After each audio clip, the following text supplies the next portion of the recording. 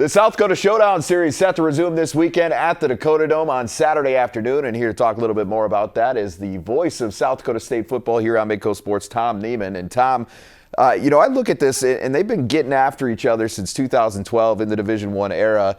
I personally think this is the best overall matchup that we've seen. And now I say that understanding in 2017 it was 5 versus 15. This is 7 versus 17. But I think if you look a little bit deeper, I think you see that overall these teams are much more even than they were then.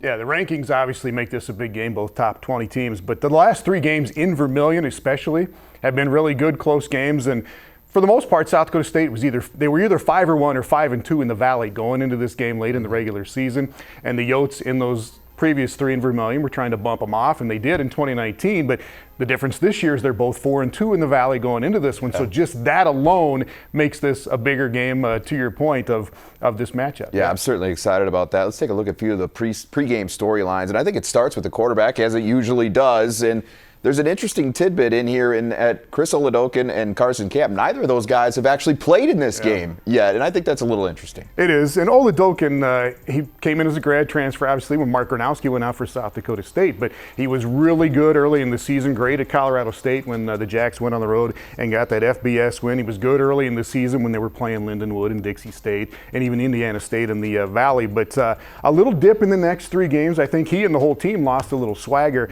kind of there in the middle of the regular season. Bad fumble early against Northern Iowa, but has come back now. He's really good at Youngstown a couple weeks ago. He was really good against North Dakota State last week, so some of that swagger for 𝗥𝗓𝗩𝗥𝗓𝗩, I think, is back now for these last couple of games. Well, he's got a pretty good guy behind him by the name of Pierre Strong. You're familiar with him, I'm sure. Now, a couple of years ago, back in 2018, Pierre ran for 17 times, 260 yards and 3 touchdowns against the Coyotes. He did not play in this game in 2019. He was out with an injury. The one big difference, though, either 2018, 2019, doesn't matter. This USD defense is vastly improved against the run. Just 94 yards per game allowed. They're 3rd in the Valley in that category, 10th in the all of FCS, 1 spot behind South Dakota State. That makes this thing a little bit more interesting, too, because you got a super heavy hitter at running back in Pierre Strong, and you got a really solid, stout run defense for South Dakota, and that's new to this, too. I think those are the 2 biggest storylines, the turnovers that play a huge factor in this game every year, and then, Pierre Strong in the running game for the Jacks against the USD defense, as you said, that has gotten better. But just Pierre Strong's a big play guy, usually rips off a long run. He had a 73-yarder against USD in that game in 2018. But this year, he has a run of at least 27 yards in every game except the UNI game. UNI just shut him down, and his long in that game was 9 yards. But that is the thing. He's a good pass catcher as well out of the backfield and a good thrower. Yeah, he's got 3 passing touchdowns so far this season and 8 in his career, so they're going to use him in a lot of different ways.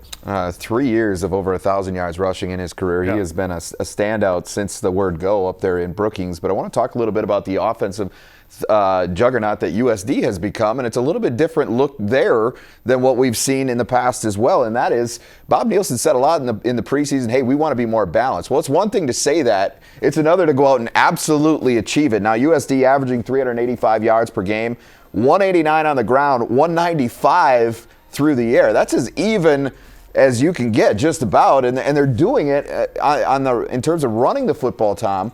And one thing that really stands out as a difference is it's running backs that are driving the ground game, not a quarterback runner like we've seen in Chris Streveler and Austin Simmons. And that's the formula for winning in the Valley. North Dakota State started it with that, with all those championships. Run the football 65-70% of the time. South Dakota State has figured that out now with Pierre Strong and these guys. And as you said, SDSU's defense has given up some yards. They gave up some yards to Southern Illinois and to North Dakota State. A lot of that was from the quarterbacks, though. So these USD running backs, I think, are the best that SDSU is going to face so far this season with Tice and those guys that you mentioned. So that is another huge storyline. But you got to be able to run the football, and both teams are going to try to start with that on Saturday. Now, there's a lot more to this game. Obviously, we're just scratching the surface here. Just want to give you a little bit of a primer coming into it. But boy, I'm certainly excited. I know you are as well. We're going to have it covered all day long from the Dakota Dome. Pre-game show on Midco Sports with Tom Nieman, David Brown starting at 12:30 on Saturday, and then kickoff with myself, Andre Fields, and Lena Lancet handling sideline duties as well. That all gets underway at 1. So